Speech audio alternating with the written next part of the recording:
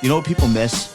And they say there's nowhere for the money to go, and all these value stocks will catch a bid because they're still going to out yield in dividends, whatever.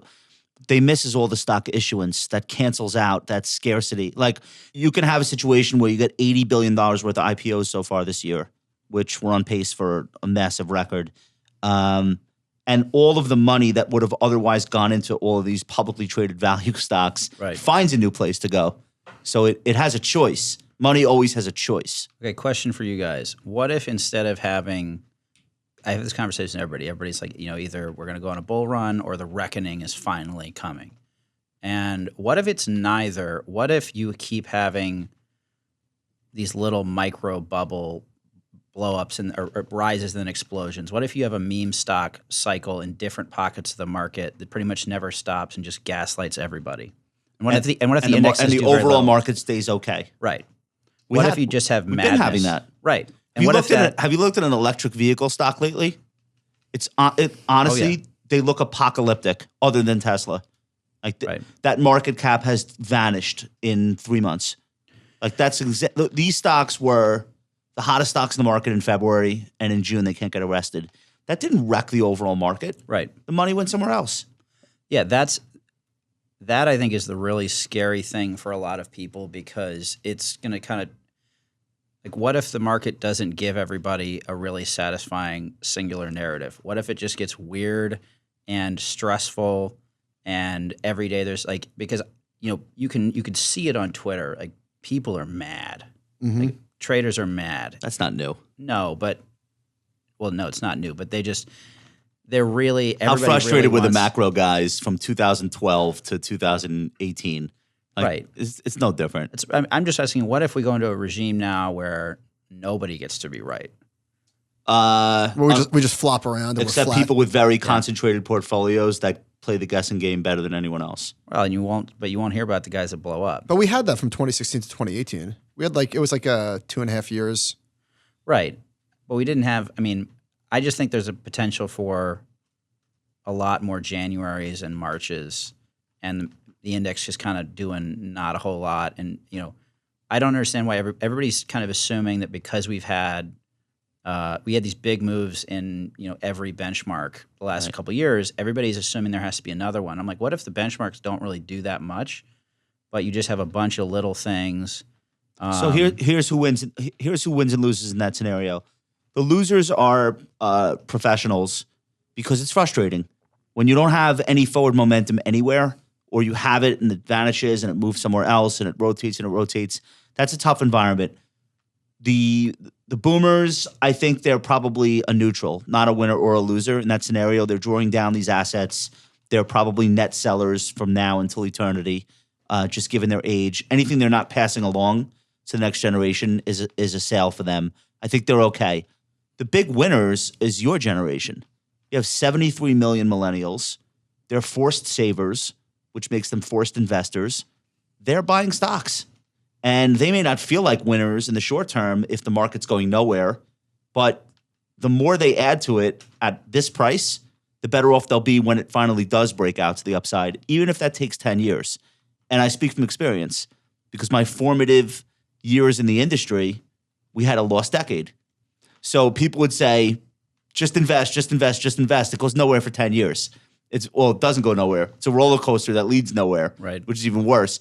But I think in that scenario, your generation wins. I don't know why somebody who's 30 years old or even 35 years old is rooting for all-time highs. That makes absolutely no sense to me. They have no choice but to continue to buy. Why would they want to pay the highest prices they can? So Wellington did this piece, Why Fragility is a New Reality for the Stock Market. And Corey Hofstein and a lot of other people have written about this concept of liquidity cascading and fragility in the markets. And they have a few interesting charts that I want to talk about. One is showing the index liquidity versus the volatility level. And they show two lines, one from 2010 to 2015, one from 2016 to present.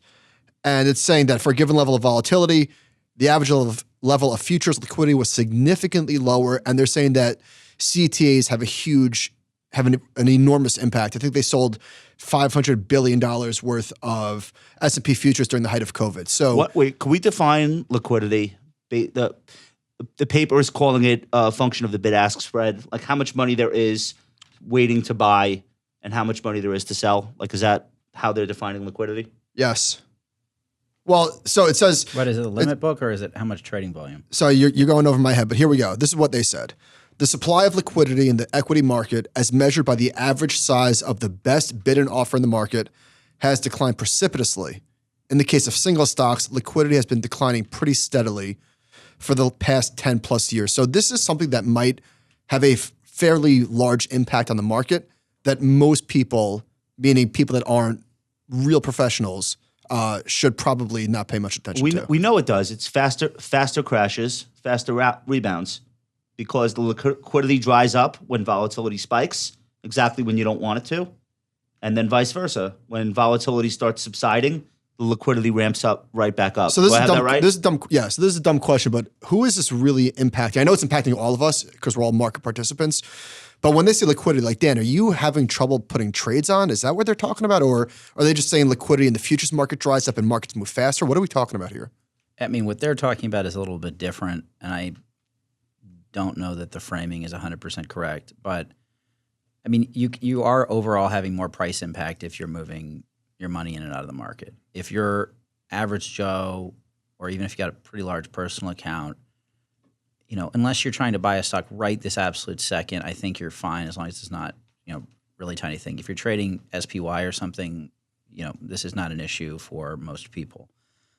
In small and mid caps, which is most of what I invest in, you know, you have to just kind of take your time moving in and out of things because, you know, there aren't as many kind of massive prop shops or bank prop desks. There's not people just sitting there waiting with shares to sell them to you. Well, banks have been pushed out of this activity by regulation. Like they if don't I want them having this risk on their books. Right. So if I want to buy $10 million of a, you know, $500 million company, you know, there's not a machine that's holding that much stock waiting to sell to me. So, you know, you have to be a little more creative. You have to be a little slower. You know, and the other thing is everybody's seen that. So the other factor here is most people are trading with things like a VWAP algorithm where you're just saying, you know, buy me a little bit throughout the day or over the next few days, something like that. And so if, you know, think about how that affects it. If everybody's just sort of nibbling all the time, then the dealers, why are they going to take all this inventory risk if they know most of their customers are now nibbling instead of taking huge chomps? There are people that are doing like big block trades and stuff like that. If you're a big boy and you want to go buy, you know, $400 million of Facebook at a given price at a given time, like that is a business. But that's, you know, how many people are doing that? That's 200 investors globally that really do that. So this is just not relevant, I think, to most people. And, I think where it's relevant, though, this example. So they're talking about the market making activity has basically been handed over to we'll call them hedge funds. I know some of them are proprietary trading shops, whatever. Let's just say hedge funds. And so Citadel is a good example of that. So basically, this is where the liquidity is now. But the problem is that liquidity is not the same as liquidity used to be, where it's just always there. These algorithms are written to literally turn the machines off right when they're needed the most.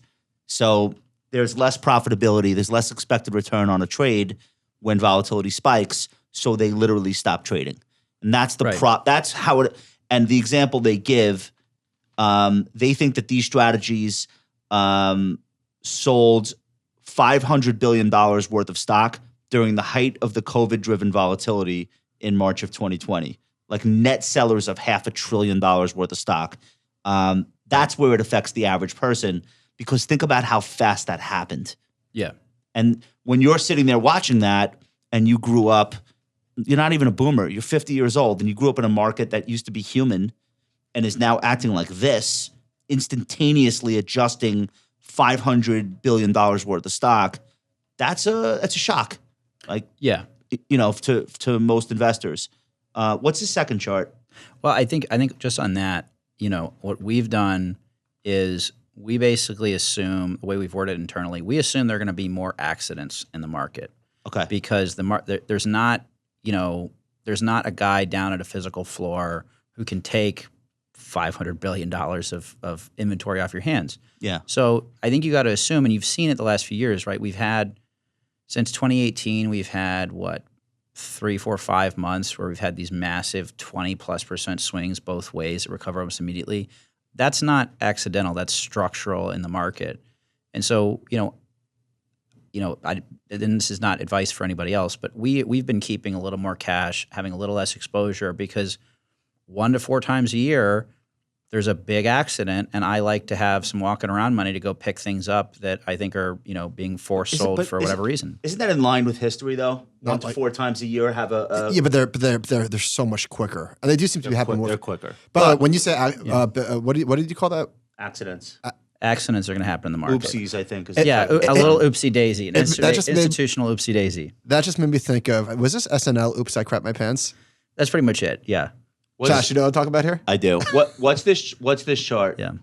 This is what's the blue line is estimated equity exposure, and they're showing it drops when realized volatility goes up. So it's like the opposite of what you want if we were building this structure from scratch, we would build it the opposite of the way it's actually operating. Yeah, last point I want, actually I don't have this chart with me. All right, whatever. We don't need to spend too much time here, but Dan, I just wanted to get your take on. Wait, I have a last point on this. Go ahead. I want to say, who the is buying the $500 billion worth of securities that these strategies are dumping right at the absolute height of the panic? And I think it's pretty obvious it's the dumbest money. And by dumb, I don't mean stupid. I mean the least feeling, thinking, worrying money. Vanguard. I think it's 401k. Me. It's Michael, it's you, and me. And then it's so... I actually think it's the guys who run zero hedge so they can frame the Fed for buying the stocks. Look at this. This is rolling 24-month volatility of 1 month realized S&P 500 volatility, and it is going steadily increasing since whenever this chart starts in the early 90s. So this is what I think the money shot is. This is from the Wellington piece. We think this is a result of the growing role of systematically oriented trading firms in the market making ecosystem. Just say Citadel, we all know. By some estimates, as much as 80% of equity market making is now algorithmically driven. There's no guy with white gloves. It's a software program. These firms recognize risk-adjusted returns return to being providers of liquidity fall when volatility rises, leading them to rapidly withdraw their capital. So my take is the other side of that is mom and pop allocating to 401k. They pay no attention whatsoever to the VIX. It's on autopilot, and that is the counterbalancing force. I jotted this down. Every 2 weeks, this money comes into the market. 401k is $6.9 trillion as of Q1 this year. 401k balances are up from $3 trillion 10 years ago. It's 600,000 separate plans, 60 million participants. Over 70% of that money goes directly into stock funds. So retirement plan money is a fifth of the market.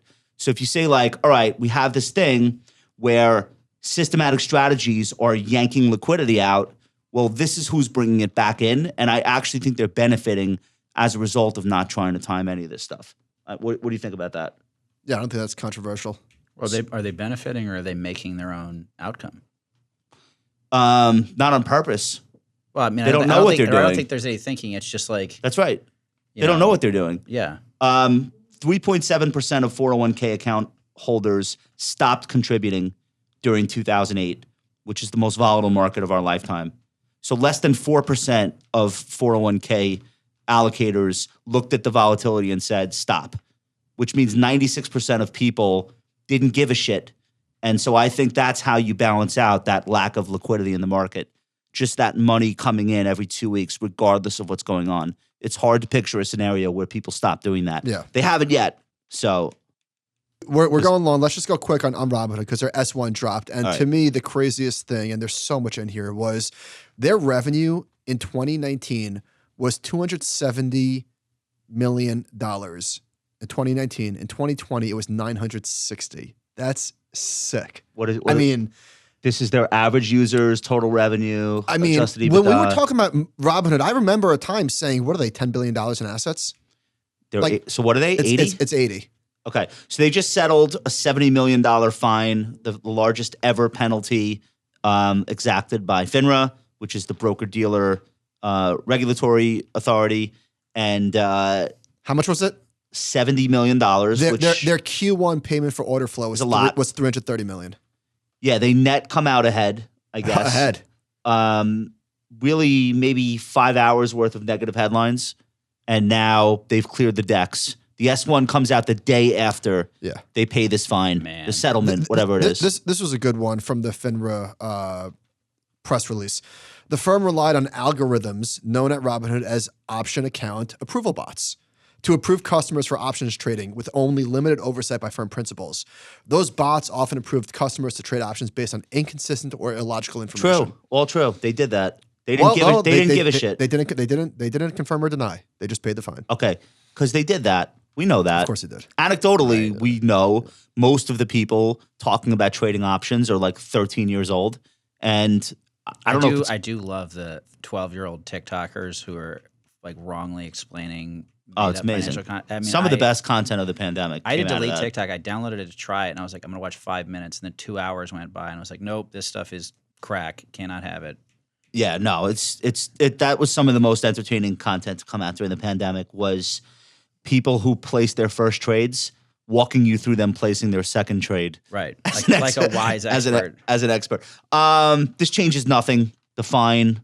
Everybody's aware that Robinhood basically was a break everything, move fast, break things company.